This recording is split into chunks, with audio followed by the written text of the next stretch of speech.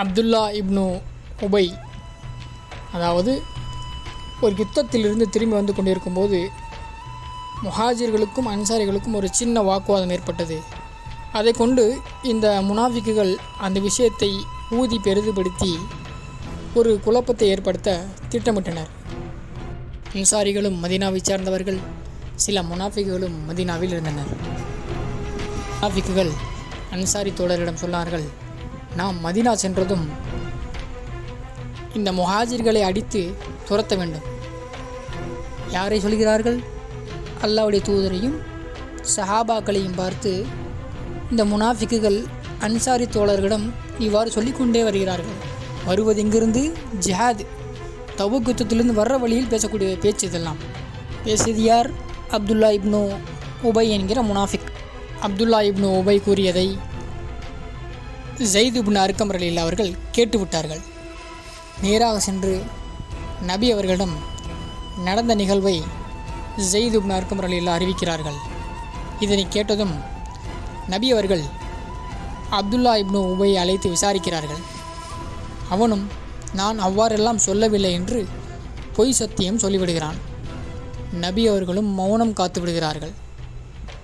ஏனென்றால் அந்த சூழ்நிலையில் அதற்கு முன்பு வரை நபி அவர்களுக்கு சில முன்னறிவிப்புகளும் மறைவான சில விஷயங்களும் சொல்லப்படாமல் இருந்தது. என் மனமோ வேதனையில் 3 நாட்கள் வரை நான் தூங்காமலும் மிகவும் கவலைப்பட்டவனாக இருந்தேன். நபி அவர்களிடம் பொய் சத்தியம் செய்து விட்டானே, என்னை பொய்யனாக்கி விட்டானே என்று வேதனைப்பட்டேன் என்று ஸைத் இப்னு அர்கம் ரலியல்லாஹு அவர்கள் அறிவிக்கிறார்கள். ஸைத் இப்னு அர்கம் ரலியல்லாஹு அவர்கள் அல்லாஹ்விடம் அழுது அழுது துஆ செய்கிறார்கள். யா அல்லாஹ், நீயே உன்னுடைய தூதருக்கும் எங்கள் தலைவருக்கும் செய்தியை அறிவித்து கொடுப்பாயாக என்று அழுது அழுது பிரார்த்திக்கிறார்கள். அவருடைய துஆவை அல்லாஹ் ஜல்ல சுப்ஹானஹு வ தஆலா ஏற்றுக்கொண்டான்.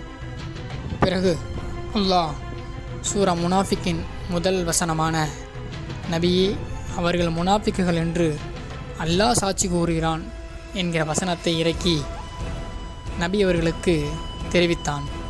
இவ்வசனம் ஸைத் இப்னு அர்கம் ரலியல்லாஹு அவர்கள் சம்பந்தப்பட்டதாகவே இறக்கப்பட்டது.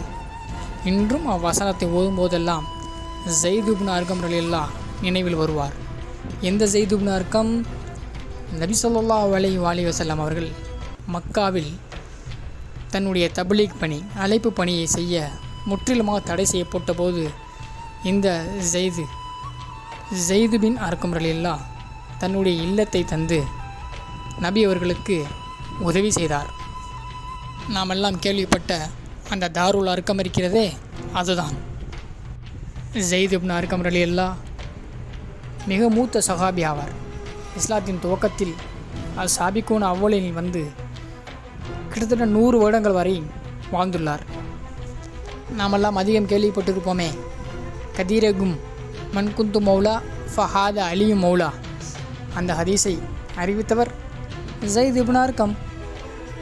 அடுத்த ஹதீஸான 2 விட்டு செல்கிறேன், ஒன்று குர்ஆன், மற்றொன்று என்னுடைய குடும்பம். அந்த ஹதீஸையும் அறிவித்தவர் ஸைத் இப்னு அர்கம்.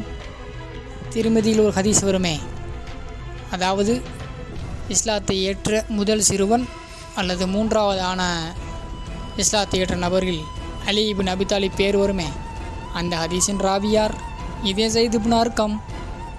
சிஃபின் யுத்தத்தில் இமாம் அலி அவர்கள் தோழர்களுக்கு கதீரேகும் ஹதீஸை நினைவுபடுத்துகிறார்கள். சம்பவத்தில் 24 சஹாபாக்கள் இருந்தார்கள். அந்நிகழ்வில் ஆமிர் இப்னு துஃபைல் என்னும் சஹாபியும் இருந்தார். அவர்தான் சஹாபாக்களிலே கடைசியாக மரணித்தவர். அபூ துஃபைல் ஆமிர் பின் பாத்திலா. இமாம் அலி அவருடன் ஷியானே அலியில் இருந்தார். அவர் சிஃபின், நெஹர்வான், ஜமல் எல்லா யுத்தங்களிலும் கலந்து கொண்டார். இந்த போர்களுக்கெல்லாம் பிறகு ஒரு 60 வருடம் வரைக்கும் வாழ்ந்தார் அவர். கதீரேகும் நிகழ்வில் ஆமிர் பின் துஃபைல் அங்கு இல்லை. இமாம் அலி அலைஹிஸ்ஸலாம் அவர்கள் இந்த கதீரேகும் நிகழ்வை சஹாபாக்கள் மத்தியில் உரையாற்றி கொண்டிருக்கும் போது இதை கேட்டுக்கொண்டிருந்த ஆமிர் பின் துஃபைல் ரலியல்லாஹு எழுந்து சென்று ஸைத் இப்னு அர்கம் ரலியல்லாஹுவிடம் செல்கிறார்கள். சென்று விசாரிக்கிறார்கள். ஸைதே, நீங்கள் தான் எங்களுக்கெல்லாம் மூத்த சஹாபி, சொல்லுங்கள், நபி அவர்கள் கதிரேகும் நிகழ்வில் இமாம் அலி சொல்வதை போன்று பேசினார்களா என்று விசாரித்தேன். இதை கேட்டதும் பதில் தர ஆர்வமாய் இருந்ததைப் போன்று பதில் தந்தார்கள் ஸைத் இப்னு அர்கம் ரலியல்லாஹு அவர்கள். ஆம், நபி அவர்களின் கடைசி 1.5 மாதங்களுக்கு முன் ஒரு உரை நிகழ்த்தினார்கள். சஹாபாக்களுக்கு மத்தியில் நபி ஸல்லல்லாஹு அலைஹி வஸல்லம் அவர்கள், நான் 2ஐ விட்டு செல்கிறேன். ஒன்று அல்லாஹ்வுடைய வேதமும் மற்றொன்று எனது குடும்பமும் ஆகும். அல்லாஹ்வுடைய வேதம் பேரொளியாகும். அதை எவர் பிடித்து கொண்டாரோ, பற்றி பிடித்து கொண்டாரோ அவர் நேர்வழி அடைந்து விடுவார். அதை எவர் விட்டு விடுவாரோ அவர் வழிதவறி விடுவார் என கூறி, மீண்டும் மற்றொன்று எனது குடும்பம் சம்பந்தமாக அல்லாஹ்வை நீங்கள் பயந்து கொள்ளுங்கள் என்று நபி அவர்கள் ஒரு உரை நிகழ்த்தினார்கள். அதற்கு பின் நபி அவர்கள் அலி இப்னு அபி தாலிப் ரலியல்லாஹு அவர்களை கையை பிடித்து உயர்த்தியவாறு சஹாபாக்களுக்கு மத்தியில், மன் குந்தும் மௌலா ஃபஹாதா அலியும் மௌலா என்கிற, யாருக்கெல்லாம் நான் தலைவனோ அவருக்கு அலியும் தலைவன் ஆவார் என்று சஹாபாக்கள் மத்தியில் அலியை பிரகடனப்படுத்தினார்கள் என ஸைத் இப்னு அர்கம் ரலியல்லாஹு ஆமீர் ரலியல்லாஹு அவர்களுக்கு அறிவிக்கிறார்கள். இவர்தான் ஸைத் இப்னு அர்கம் ரலியல்லாஹு. இமாம் புகாரி அவர்கள் தன்னுடைய ஹதீஸ் கிதாபிலே ஸைத் இப்னு அர்கம் ரலியல்லாஹு பற்றி மேலும் சில ஹதீஸ்களை இணைத்துள்ளார்கள். அதாவது, ஹர்ரா யுத்தத்தில் யசீது நடத்திய அந்த கோர தாண்டவம் மதீனாவை 3 நாட்களுக்கு சூறையாடியது பெரும் கொடுமைகளை சஹாபாக்களுக்கும் தாபீன்களுக்கும் சஹாபா குடும்பங்களுக்கும் இழைத்தது கொஞ்ச நஞ்சமல்ல. அச்சம்பவத்தில் அனஸ் இப்னு மாலிக் ரலியல்லாஹும் இருக்கிறார்கள். அனஸ் இப்னு மாலிக் ரலியல்லாஹுக்கு ஸைத் இப்னு அர்கம் ரலியல்லாஹு அவர் கடிதம் எழுதி அனுப்புகிறார்கள். அனஸே, கவலைப்படாதீர்கள், மனம் வருந்தாதீர்கள். நிச்சயமாக அல்லாஹும் அவனுடைய தூதரும் அன்சாரிகளுடன் என்று ஆறுதல் படுத்தி கடிதம் எழுதுகிறார்கள். அனஸே, நீங்கள் கவலைப்படாதீர்கள். நபி ஸல்லல்லாஹு அலைஹி வஸல்லம் அவர்கள் முன்னரே நமக்கு அறிவித்து தந்திருந்தார்களே, அன்சாரிகள் மீது இப்படி ஒரு வரம்பு மீறல் நடக்குமென்று. மேலும் நபி ஸல்லல்லாஹு அலைஹி வஸல்லம் அவர்கள் துவா செய்தார்களே, யா அல்லாஹ், அன்சாரிகள் மீது அருள் செய்வாயாக, அவர்களுடைய வழித்தோன்றல் மீது அருள் செய்வாயாக என்று.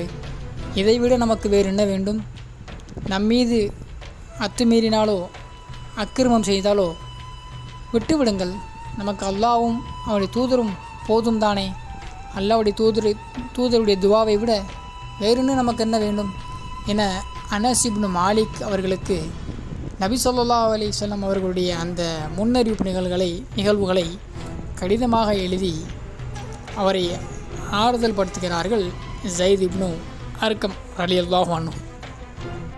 அதாவது, பனு உமையா கோத்திரம் அன்சாரி தோழர்கள் மீது மதீனாவின் மீது ஆதிக்கம் செலுத்தி கொண்டிருந்த காலத்தில் இந்த கடிதம் அனஸ் இப்னு மாலிக் ரலியல்லாஹு அன்ஹு அவர்களுக்கு ஸைத் அவர்கள் எழுதிய இந்த கடிதம் மிகவும் ஆறுதலாய் இருந்தது. இக்கடிதத்தை பிரித்து படிக்கும்போது அனஸ் இப்னு மாலிக் ரலியல்லாஹு சொல்வார்களாம், இது ஸைத் எனக்கு எழுதியது, ஸைத் இருக்கிறாரே அவர் எனக்கு எழுதியது என்று மிக சந்தோஷமாக சொல்வார்களாம் அனஸ் இப்னு மாலிக் ரலியல்லாஹு அன்ஹு அவர்கள்.